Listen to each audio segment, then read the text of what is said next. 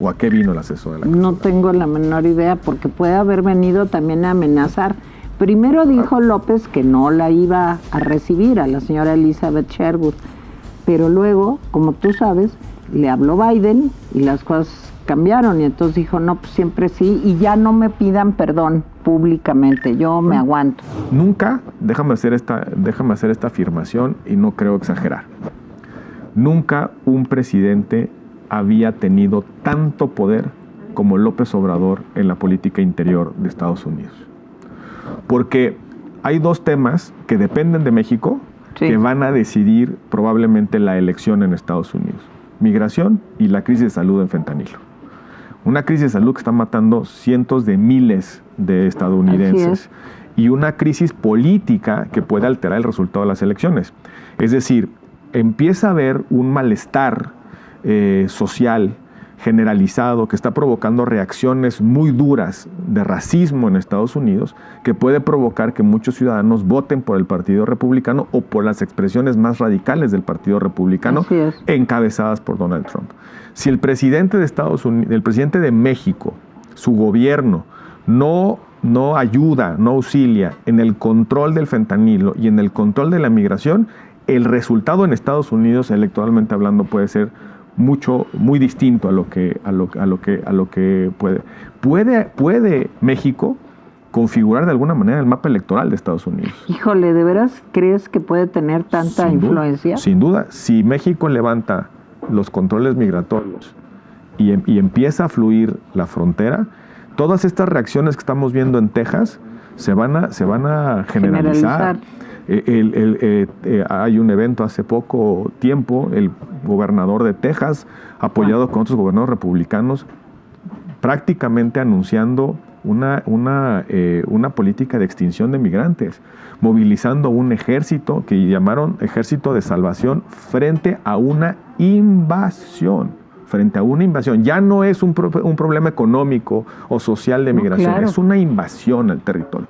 El expresidente Donald Trump, hoy candidato, ha dicho que la migración mexicana contamina la sangre de los americanos. Eso es racismo puro. Eso no lo escuchamos desde los años 30 en la Alemania nazi. Entonces, todo eso es un caldo de cultivo que le da a México una enorme capacidad de influencia en la política de Estados Unidos, sin mencionar el hecho de que tienes cada vez una población hispana mucho más activa políticamente hablando. Entonces, por supuesto que el presidente López Obrador tiene cartas de negociación con la administración Biden en estos dos terrenos. ¿Tú crees que las va a usar? Porque en el momento que Donald Trump, cuando era presidente, y contado por su secretario de Estado, Pompeo, le dice, oye, pues manda ahí soldados a la frontera sur, a tu tierra que está tan lastimada últimamente, pues López, con el miedo de los aranceles, dice, órale. ¿Tú crees? Y ahorita con Biden, pues ha sido igual. Pero mira, yo no veo que el presidente tenga los arrestos, pues como para decir, no, pues hasta aquí llegamos, o qué me dan a cambio, como Turquía, a lo mejor. No sé qué vaya a pedir a cambio el presidente, si va a pedir agenda a cambio, pero para muestra, un botón. Vino la publicación que platicamos. Sí. Y hay una visita especial de la asesora en seguridad nacional de la Casa Blanca. Y vino con el propósito de aclarar que el gobierno de Estados Unidos había terminado esa investigación. ¿O a qué vino el asesor de la Casa Blanca? No tengo la menor idea, porque puede haber venido también a amenazar. Primero dijo López que no la iba a recibir, a la señora Elizabeth Sherwood, pero luego, como tú sabes, le habló Biden y las cosas cambiaron, y entonces dijo, no, pues siempre sí, y ya no me pidan perdón públicamente, yo me aguanto. ¿Hay alguna... todo eso se explica, esos gestos, la llamada de Biden, la visita, lo que estamos viendo, esas escenografías en la política, explica que la relación tiene sus idas y venidas, ¿no? Yo te digo, Tere, que estamos en un momento muy complejo en la relación, sí, pero sobre todo por el impacto que tiene la parte mexicana en lo político en Estados Unidos.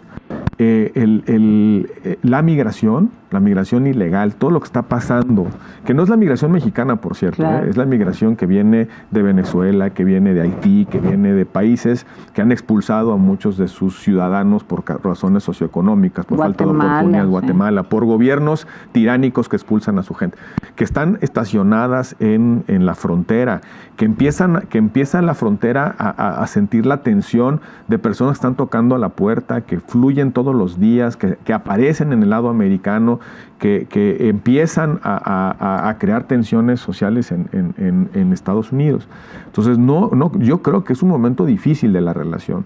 Y el presidente, así empezó la administración del presidente López Obrador, con una caravana, la recordarás. Una caravana que Pero provocó... ahí eran nuestros hermanos. Luego ya se arrepintió de que fueran nuestros hermanos, porque yo recuerdo a Olga Sánchez Cordero y recuerdo al presidente diciendo: los migrantes serán bienvenidos porque son nuestros hermanos. No más que a la hora de que los hermanos ya fueron muchos, no tuvo la capacidad de este gobierno ni de gestionar, digamos, esta corriente migratoria tan importante, ni tampoco de poner pues algunos frenos a Estados Unidos. Pero López se dobló frente a Trump. Recordemos cómo empezó esa historia. Sí. Trump anuncia el muro.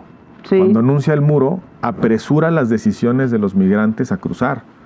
Si además agregas el problema económico, político y social de Centroamérica y muchos países de América Latina, de Venezuela sí. en particular y algunos otros países, y luego viene una política, porque el presidente ofreció una política abierta de fronteras, entonces eso acelera la decisión de migración de muchos, y de repente se te empiezan a generar esas caravanas hacia Estados Unidos, y el gobierno de Estados Unidos empieza a generar sus tensiones.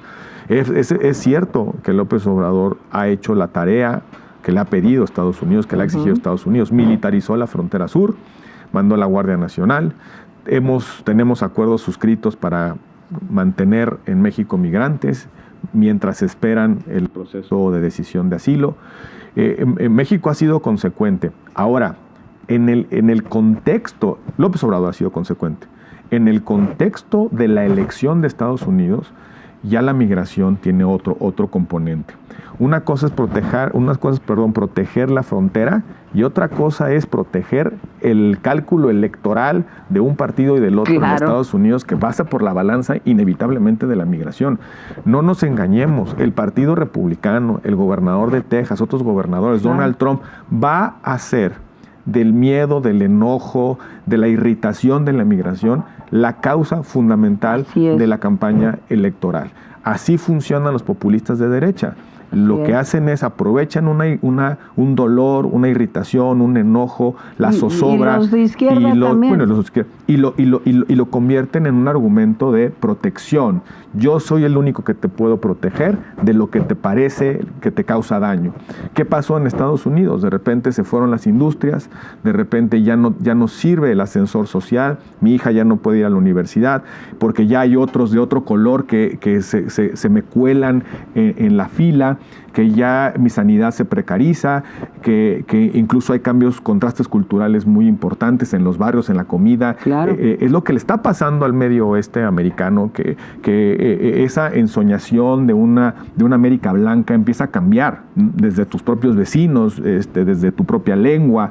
Todas esas irritaciones empiezan a generar una tensión social que se canaliza a lo político y termina electoralmente en una conformación de poder específica. Pero déjame decirte algo, Roberto, para mí la desilusión total como ser humano, no lo digo como mexicana, la desilusión total es la violación permanente, persistente de los derechos humanos, tanto por parte de Estados Unidos como de México. Realmente creo que es uno de los momentos más oscuros en la historia, y además que ha generado aquí en México también un rechazo enorme a los migrantes. Sí. Aquí es, híjole, que se vayan, pero si apenas tenemos para comer, si apenas... Yo no digo que la desigualdad no sea indignante en nuestro país. pero sí te quiero decir que la violación a los derechos humanos, la falta de empatía, de respeto al otro, es algo que está en picada en Estados Unidos y aquí. Aquí empieza a cambiar la sensibilidad de la gente con respecto a la migración. Un país de migrantes era, como fue México durante buena parte por lo menos del siglo XX, un país de migrantes acogía a sus migrantes con una solidaridad natural, una empatía, como dices, digamos, espontánea. Nos identificábamos con el migrante. ¿Por qué? Porque tenemos un hermano migrante en Chicago, en Nueva York, en Texas. Pero conforme se ha intensificado la migración que viene de Centroamérica, América del Sur, México empieza a tener ya sus propios anticuerpos. Si uno va, por ejemplo, a la frontera en Juárez, a la frontera en Tijuana, y vemos los asentamientos de los migrantes en las plazas, sin atención médica, sin educación, sin trabajo, postrados esperando, sin vacunas, sin baño, sin ninguna posibilidad de subsistencia humanista, pues. Entonces, la propia gente, los mexicanos empiezan a generar sus propios anticuerpos. No tarda en que nos empecemos los mexicanos a irritar con el tema de la migración. Entonces ya es un problema compartido. Pero insisto, en la parte específica de la coyuntura bilateral, la migración es el factor más importante que puede explicar el triunfo de Trump o la persistencia de la democracia americana. No más te quiero decir que ahora que mencionaste Ciudad Juárez, el crimen que se cometió en contra de los migrantes en esta cárcel, en donde los tenían encerrados como si fueran delincuentes y fallecieron todos, es algo que llevará el presidente López Obrador como una más de sus muchísimas violaciones a los derechos humanos. Y te voy a decir otra cosa, el director del Instituto Nacional de Migración no ha sido tocado, pero ni con el pétalo de una rosa. El señor ahí sigue tan campante. Después de la muerte de estas personas y muchas más, la brutalidad y atrocidad que se está dando en la frontera sur, en tu tierra, en Chiapas, de nuestro país, también en la norte con los migrantes, es algo que pasará a la historia y espero que algún día tenga un castigo. Y esto no es cosa de testigos protegidos, no, esto lo estamos viendo y no nos importa. Eso es lo peor. La primera rendición de cuentas es la electoral, ¿no? Ojalá. Y que ojalá también sea parte del análisis que hacemos los ciudadanos en los 30 segundos que estamos a solas en la boleta. Ahora, como les gusta decir a ellos, el caso de Ciudad Juárez, como les gusta decir a los propagandistas de la izquierda, ahí sí fue el Estado. Ahí sí fue el Estado, pues sí, porque claro. Fue un funcionario que salió corriendo en un centro de detención en llamas y cerró la puerta. Ahí fue el Estado, ahí claro. Hay omisiones oficiales. Ahí no hay que investigar, ahí está. Oye, Roberto, pero yo no quiero que se nos vaya a acabar el tiempo sin que hablemos en medio de todo este desmadre que están ustedes oyendo, que si Trump, que si México, que los migrantes, que si el narco metió dinero a la campaña de López Obrador.